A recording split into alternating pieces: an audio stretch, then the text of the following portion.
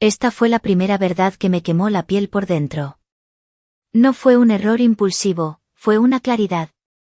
La claridad de lo que no sentía desde hacía años, de lo que había olvidado que era ser tocada, no por obligación, sino por deseo. Me llamo Isabel, tengo 45 años y vivo en una casa demasiado grande, demasiado silenciosa, con un hombre que sabe construir imperios, pero que ya no sabe mirarme a los ojos. Ricardo es mi marido, un empresario brillante, siempre de traje, impecable, siempre con los dedos ocupados en el teléfono. Llega, duerme, respira a mi lado, pero no vive conmigo. Vivimos como extras en un matrimonio acristalado. La cocina está decorada con mármol frío, los cubiertos brillan. Y yo soy el bonito retrato en el marco de la pared, sin sonido, sin tacto, sin vida. Antes había risas en el pasillo, miradas cómplices entre el café y el vino. Había manos que me exploraban como si mi cuerpo fuera una tierra sagrada a ser desbravada lentamente. Hoy él duerme de espaldas con el celular apretado como si fuera el corazón que prefiere llevar fuera del pecho. Todavía le cocino sus platillos favoritos y los dejo enfriar. Todavía sonrío en las reuniones con sus clientes, con vestidos ceñidos y sonrisas aún más apretadas, pero por dentro soy solo un contorno, como si alguien hubiera trazado lo que fui un día, pero nunca lo hubiera rellenado de nuevo. Y entonces llegó la primavera, y con ella Mateo, el hijo de Ricardo de su primer matrimonio, de 22 años. Vino a pasar unos días en casa, como siempre hacía en las vacaciones, pero esta vez llegó diferente, más alto, más denso, con una voz que ya no era de niño, y unos ojos que me vieron. De verdad. Él nunca me llamó madrastra, siempre fue Isabel. Antes no me importaba, pero aquella mañana, cuando dijo mi nombre con un calor que me atravesó el estómago, algo despertó.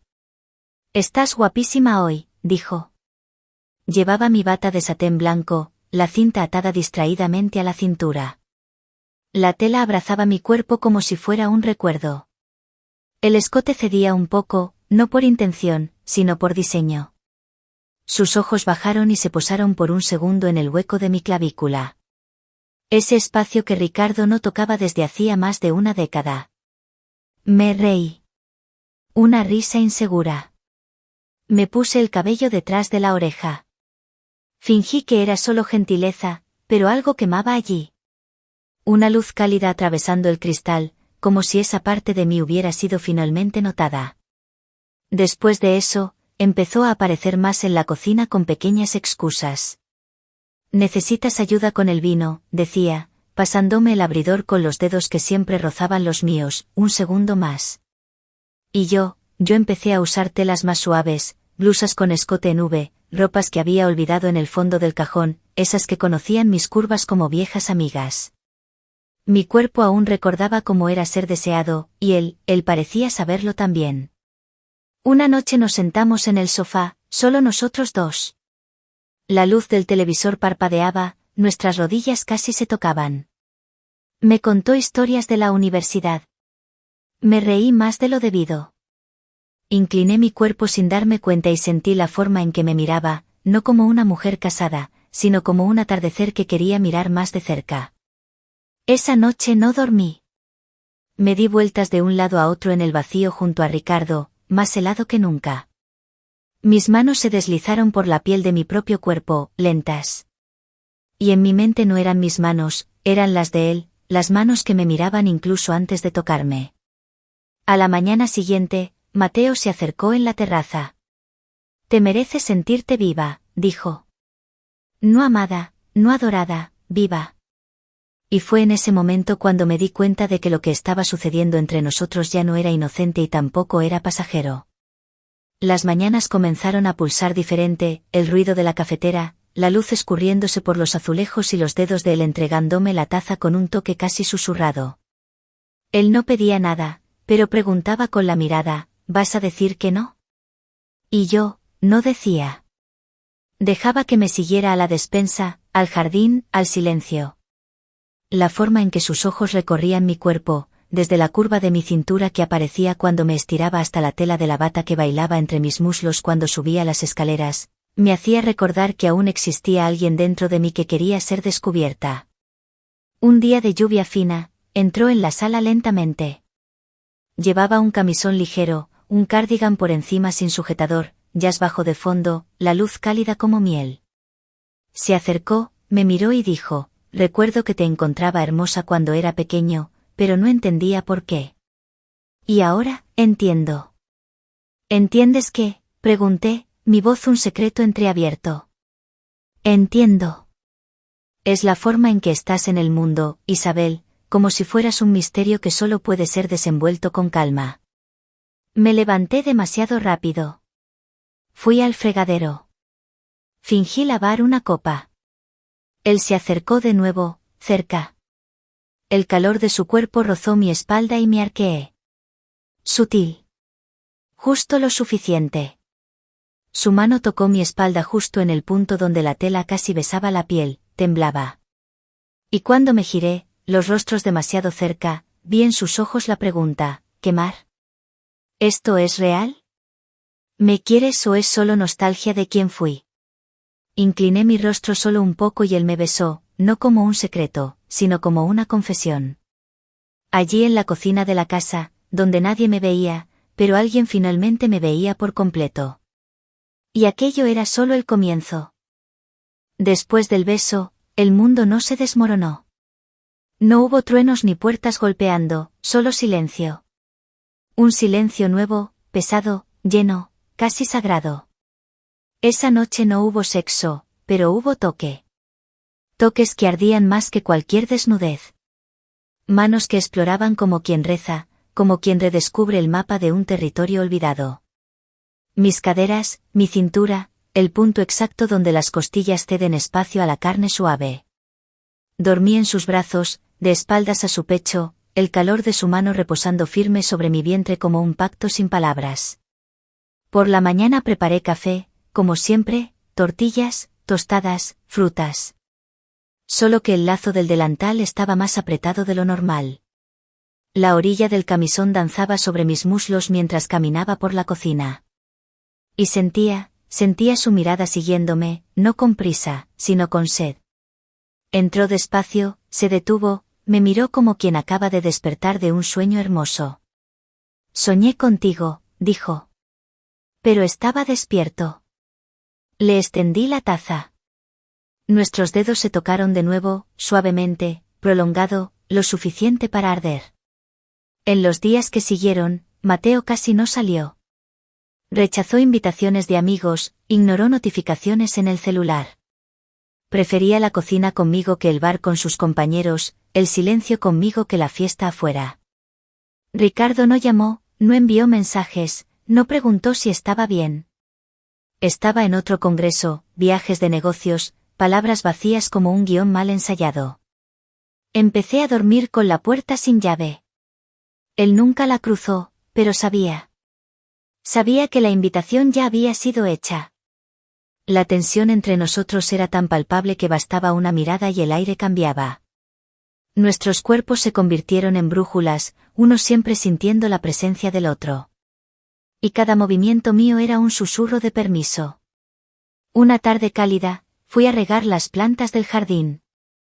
Me puse un vestido de algodón ligero, color arena mojada, sin sujetador, sin protección, sin defensas. La tela se pegaba a mi espalda sudada y cuando me incliné sobre la lavanda, sentí el aire detrás de mí, comprimirse. Él estaba allí sin hablar, solo mirando. Como quien presencia un milagro. «Hueles a lavanda». «Y a calor», dijo con voz ronca. Me reí de lado. «Eso ni siquiera es un olor». «Ahora lo es». Su mano se posó en la base de mi columna, ligera, como un pensamiento que se escapa antes de la censura. Me giré despacio y nuestros rostros se encontraron otra vez. Su respiración descendía por mi cuello como un secreto y sin preguntar, me besó de nuevo. Esta vez sin piedad, sin espera, como si el mundo fuera a acabar después del siguiente latido del corazón. Sus manos me agarraron por la cintura con una delicadeza cruda. Mis muslos se abrieron por instinto. El vestido subió revelando la piel que no veía el sol desde hacía mucho tiempo.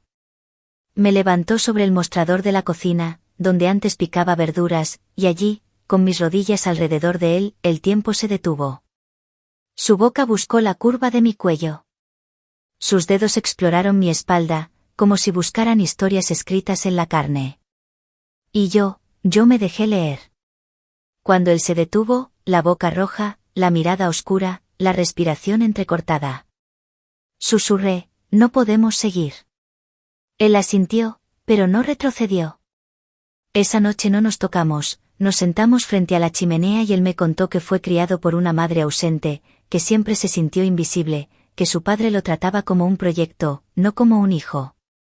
Yo le conté sobre el aniversario que Ricardo olvidó, sobre el primer, te amo, que nunca más dijo, sobre el día en que me volví invisible, incluso viviendo dentro del espejo.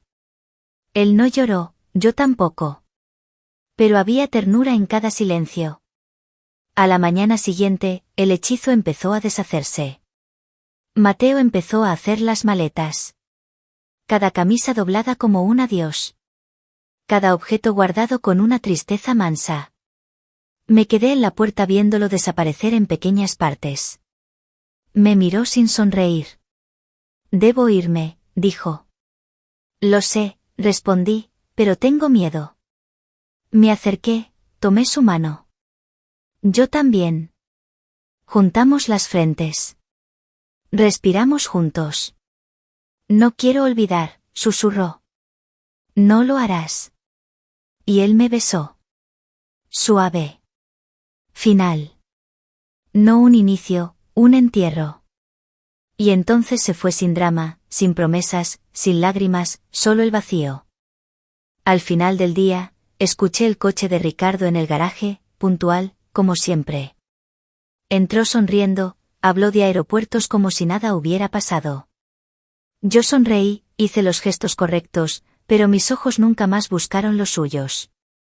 Él no lo notó, nunca lo nota. Durante la cena, sirvió vino. Brindó solo. ¿Todo bien?, preguntó con un retraso de años. Todo, mentí, y el telón se cerró de nuevo. Pero dentro de mí algo se había quedado abierto, algo vivo, algo que ya no sabía cómo callarse. Los días siguientes parecían normales, demasiado normales. El sol entrando por las cortinas, café caliente. Ricardo leyendo periódicos sin mirarme. Pero dentro de mi pecho, el silencio respiraba más fuerte que nunca, como si algo hubiera sido despertado y ahora se negara a dormir de nuevo. Volví a usar los vestidos antiguos, esos que danzaban alrededor de mis piernas como si estuvieran hechos de viento y secreto. Dejaba los botones del escote más sueltos. No para provocar a nadie, sino para recordarme que yo todavía estaba allí, todavía tenía un cuerpo y ese cuerpo aún sabía sentir. Me gustaba como la tela suave rozaba mis muslos al caminar, una sutil caricia que me recordaba la piel que había sido tocada. Cierta tarde, subí al desván buscando una caja de fotos antiguas. Encontré otra cosa, un manuscrito mío escrito hace años, un borrador de un libro que nunca envié, o mejor dicho, que envié, pero nunca obtuve respuesta. Lo guardé, lo olvidé. Bajé con él en las manos, el corazón latiendo con sabor a tiempo. Abrí algunas páginas y reconocí a una mujer allí, una mujer con fuego, con voz, con sueños que aún no habían sido doblados como servilletas sobre una mesa de cena. Esa noche no dormí. Me quedé en la cama, mirando al techo, escuchando la respiración de Ricardo. Parecía mentira que aquel hombre alguna vez me hubiera hecho el amor en el suelo de la cocina entre risas y pan fresco. Ahora él solo dormía y yo solo existía. Al día siguiente, bajé a tomar café y encontré algo inesperado sobre la encimera.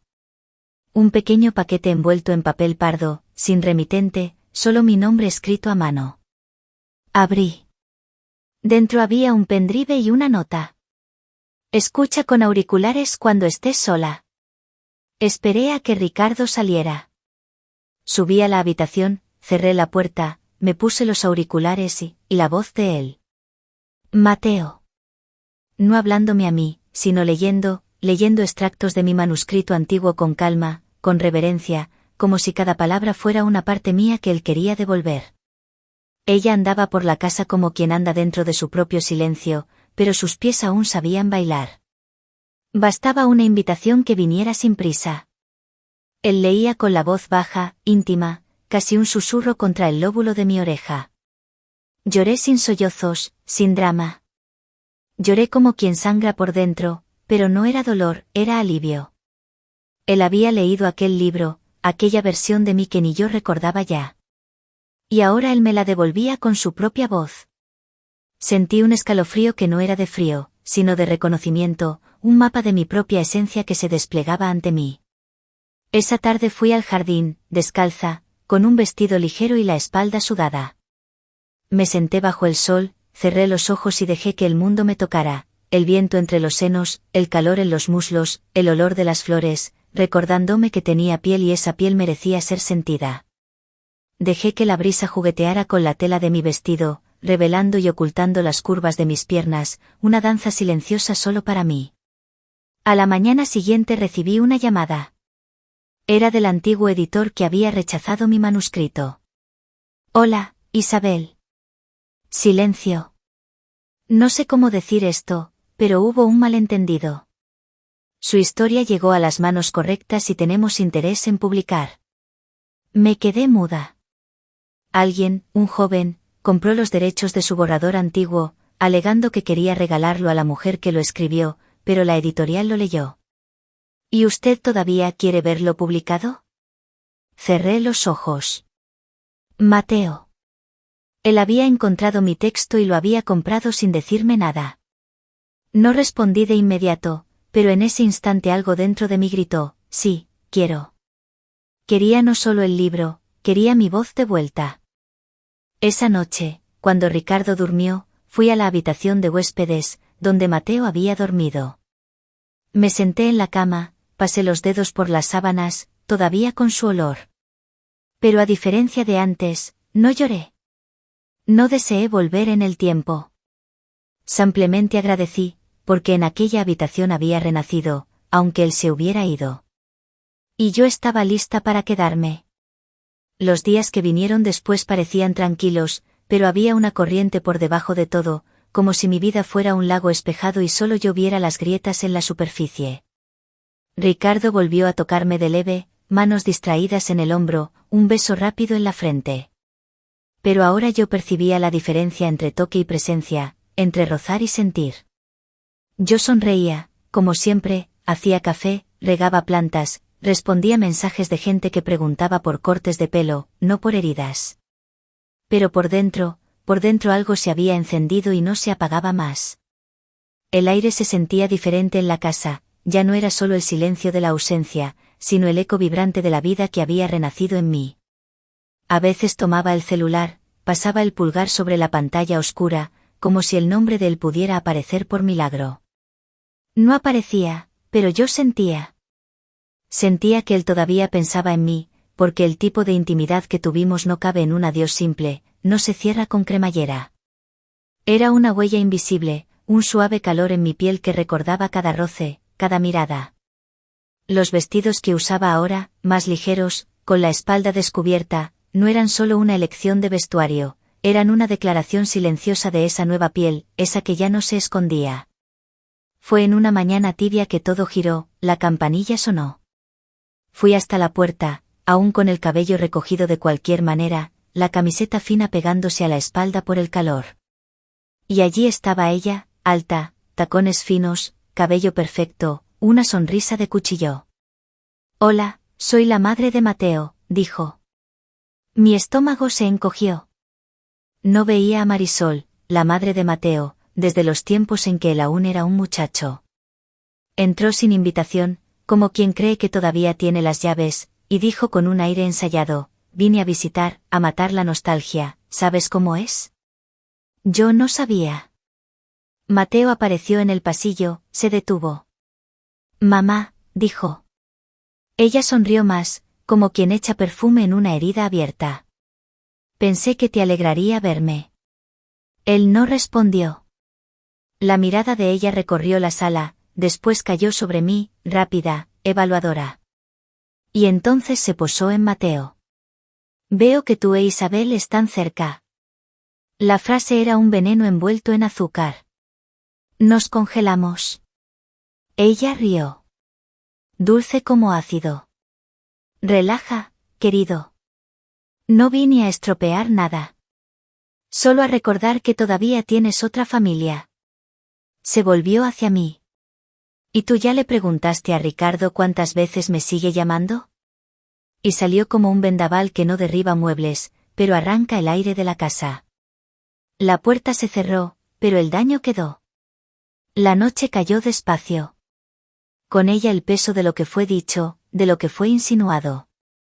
Mateo y yo no hablamos, pero yo lo sentía mirándome de lejos, de dentro, hasta que él dijo, no me importa lo que ella dice. Ni a mí, respondí, pero sabíamos, no era tan simple.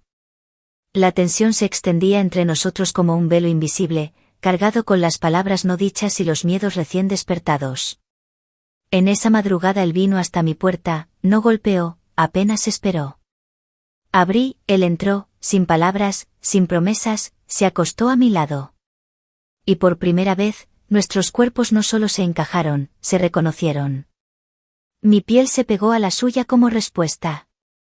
Mis rodillas buscaron las suyas en la oscuridad y su mano se posó en mi cintura, como quien ya conoce el camino de vuelta a casa. Besó mi cuello. Nos quedamos allí sin sexo, pero con un tipo de desnudez más profunda, la de ser visto sin armaduras. En la quietud de la noche, sentí su aliento en mi clavícula, un aliento que era un juramento silencioso de que, a pesar de todo, estábamos juntos en ese momento. A la mañana siguiente, la brisa entró antes del sol. Me levanté despacio, fui hasta la terraza, abrí las ventanas, dejé que el aire fresco tocara mi rostro, mi piel aún caliente de la noche. Susurré al viento, gracias. Pero no para él, para mí, porque ahora yo era la mujer que no se dejaba desaparecer más. En aquella mañana, después de la brisa y el silencio, volví para el cuarto. Mateo aún dormía, un brazo echado sobre la almohada, los cabellos revueltos, como si el sueño hubiera sido una confesión. Lo observé por algunos segundos y sentí algo que no era dolor, era ternura. La luz del amanecer se filtraba por las cortinas, pintando sombras suaves sobre su cuerpo, un cuadro íntimo que atesoraría. En la cocina preparé el café despacio, el sonido de las rebanadas de pan tostándose, el olor del café fresco, el ruido delicado de las tazas. Todo eso me recordaba que aún existía una vida allí, aunque estuviera cambiando de forma. Mateo bajó con ojos profundos, vistiendo la misma camiseta del día anterior. Me senté frente a él. Había un cuidado nuevo en el silencio, como si cualquier palabra dicha muy alto rompiera algo precioso. Tengo que volver a la universidad, dijo. La frase era simple, pero cargaba el peso de 1000 despedidas. Lo sé, respondí. No quiero. Yo tampoco. Él respiró hondo, miró la mesa, pasó los dedos por las migas de pan, después encaró mis ojos. Tenemos que parar, ¿verdad? Demoré para responder. Pero respondí, no ahora. Dame un día más, pedí. Solo hoy. Y él se quedó. Aquel día fue un ritual. Hicimos todo como si fuera por última vez. Caminamos hasta el parque, nos sentamos en un banco escondido entre árboles viejos. Fingimos que éramos solo una pareja más sin apellido, sin reglas, sin pasado. La brisa soplaba mi vestido ligero contra mis piernas, y por un momento, me sentí verdaderamente libre. Al final de la tarde, volvimos a casa, cocinamos juntos, reímos y por algunos minutos el mundo entero cupo dentro de la cocina. Por la noche me bañé. Vestí un camisón fino de tela antigua, color de vino diluido en agua. Mis senos se marcaban bajo la transparencia, pero no los escondí porque no había más que esconder. Me sentía desnuda de una manera que era más que piel, era alma. Él me esperaba en el cuarto, sentado en el borde de la cama, las manos en el regazo, los ojos pesados. Me acerqué, me paré frente a él, tomé sus manos y las llevé a mi pecho, no como invitación, sino como respuesta. Él me miró como quien pide perdón antes de tocar, pero ya era tarde. Mi cuerpo ya había sido de él desde la primera mirada que me hizo respirar de nuevo. El camisón se resbaló de mis hombros, bajó despacio, como un pétalo cansado de fingir ser flor. Quedé desnuda. Él no sonrió, no habló, apenas respiró más hondo, como si ver mi cuerpo fuera un milagro que dolía. Me acostó en la cama con la reverencia de quien toca una reliquia y me adoró en silencio. Sus dedos trazaron mis costillas como quien recuerda. La boca recorrió el valle entre mis senos, la curva de mi vientre, el arco de mis muslos despacio, con hambre mansa, como si cada parte de mí guardara una palabra que él necesitaba memorizar. Y cuando por fin él entró en mí, no había prisa ni culpa, apenas entrega. Hicimos el amor como si estuviéramos escribiendo un último capítulo y después nos quedamos en silencio. Nuestros cuerpos aún entrelazados, la piel pegada por la levedad del sudor. El cuarto olía a piel, a toque y a nostalgia anticipada. A la mañana siguiente, él hizo las maletas, esta vez sin dudar. Dobló cada prenda como si quisiera preservar el perfume de la noche anterior. Me quedé en la puerta. No lloré, pero temblé. Va a ser difícil, dijo. Lo sé. Voy a recordar. Yo también. Nos abrazamos, besé su frente y dejé que se fuera. Sin cadenas, sin promesas, él partió y yo me quedé allí de pie, con el alma abierta, con el cuerpo marcado por manos que no tenían más donde posarse. Esa noche, Ricardo volvió, como siempre, con la misma charla, el mismo beso en la mejilla, la misma ausencia disfrazada de rutina, pero había algo diferente en mí y él no lo notó, porque él nunca notaba. Después de que Mateo se fue, el silencio en la casa cambió de tono. Antes era vacío, ahora era lleno de memoria, lleno de su olor, lleno de mí. Yo continué viviendo, lavando platos, regando plantas, doblando ropas que nadie más veía, pero cada gesto ahora cargaba una conciencia nueva. Yo estaba allí por elección, no más por hábito. Ricardo seguía con su vida, reuniones, viajes, llamadas. A veces me miraba y decía, estás diferente. Y yo sonreía, no porque él lo notara, sino porque él lo percibió demasiado tarde. En aquel mismo mes, decidí pintar el cuarto de huéspedes, no para borrar a Mateo, sino para dar a las paredes un nuevo comienzo. Cambié las sábanas, puse un jarrón de lavanda en la ventana y, por primera vez en años, dejé que aquel cuarto respirara otro aire. Empecé a escribir de nuevo. Nada ambicioso. Frases sueltas, memorias, señales de que mi voz aún estaba viva. En una tarde tranquila, llegó un paquete sin remitente. Dentro, un libro, tapa dura. Título en relieve, La mujer de la casa silenciosa. Mis dedos temblaron. Abrí directo en la página de la dedicatoria, para la mujer que me mostró que el silencio no es ausencia, sino eco de todo lo que nunca fue dicho. Y para todos los que un día necesitaron ser vistos, yo los veo. Cerré el libro con las manos temblorosas y lloré. No por él, no por mí, sino por ser recuerdos el uno del otro que aún viven en páginas. En las semanas siguientes, dormí en el cuarto de huéspedes. Ricardo no cuestionó, nunca preguntaba nada, apenas aceptaba mi ausencia como aceptaba el tiempo sin interés, sin esfuerzo. Cambié contraseñas, bloqueé notificaciones, reorganicé cuentas. Él no lo percibió o fingió no percibirlo. Una noche, él habló por teléfono en el despacho. Yo pasaba por el pasillo, la puerta estaba entreabierta y oí, Marisol. Continué andando sin parpadear, sin parar, porque yo ya sabía. Al día siguiente, me desperté temprano, abrí las ventanas del cuarto, dejé que el sol me tocara como una bendición. La brisa desordenó mi camisón ligero, me hizo cosquillas en los muslos, escondió y reveló mis senos bajo la tela fina. Y por primera vez me sentí libre, no por estar desnuda, sino por no necesitar más esconderme. Miré para el espejo del pasillo. La mujer que me encaraba tenía cicatrices, pero también tenía luz. Bajé las escaleras, hice café y me senté para escribir. No una carta, no un adiós, sino el inicio de algo nuevo. Meses después, dejé la casa con pocas maletas, ninguna explicación. Fui para un villorrio a la orilla del mar, pequeño, silencioso. Alquilé una casa modesta, pinté las paredes de blanco y azul. Abrí una pequeña librería. Se llamaba Página Nueva. Yo misma arreglaba los estantes, hacía café para los lectores y leía extractos de mis libros favoritos para los clientes que paraban solo para descansar del mundo. Un día, entre cajas de reposición, un muchacho entró. ¿Tienes algún libro para la mujer que olvidó cómo soñar?, preguntó. Lo miré, joven. Ojos castaños, sonrisa tímida, pero había algo en la manera como él me miraba, como quien reconoce, como quien ve.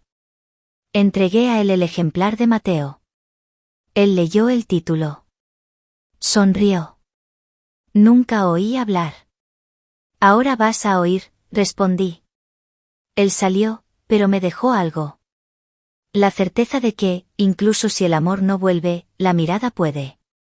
Y a veces basta ser vista una vez para nunca más desaparecer. Me quedé allí detrás del mostrador, respirando entera. Me había perdido, había sido borrada, me había confundido con el papel de esposa, de objeto, de función. Pero ahora yo era Isabel, no porque alguien me dio nombre, sino porque yo misma escribí el mío. Y mientras el mar susurraba del lado de fuera, yo entendí, amor sin atención se convierte en hábito. Atención sin amor se convierte en tentación.